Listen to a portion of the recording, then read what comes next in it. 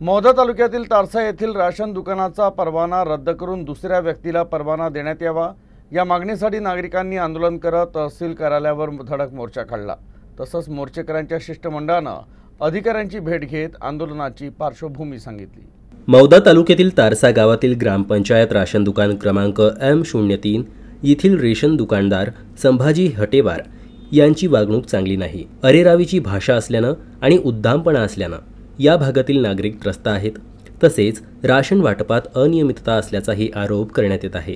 या दुकानाचा परवाना रद्द करण्यात यावा, नवा परवाना दुसऱ्या कोणाला तरी द्यावा, आधीच्या वाटपाची चौकशी व्हावी अशी मागणी करत गावातील नागरिकांनी तहसील कार्यालयावर धडक दिली।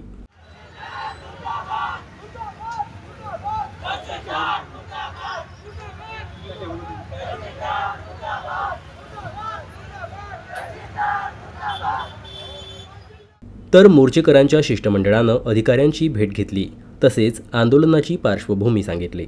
मागण्या मान्य न झाल्यास तीव्र आंदोलन करण्याचा इशारा देखील दिला। भ्रष्ट राशन दुकानदाराच्या विरोधात काल आम्ही तहसील कार्यालयावर मोर्चा नेण्यात आला होता। काल शेकडो महिला व पुरुष तहसील कार्यालयावर तहसीलदाराच्या विरोधात व जिल्हा पुरवठा अधिकारी यांच्या विरोधात महिलांनी एल्गार पुकारला होता। वारंवार 4 वर्षापासून वारंवार तक्रारी करून सुद्धा प्रशासन हा त्या भ्रष्ट राशन दुकानदाराला पाठीशी घालत आहे।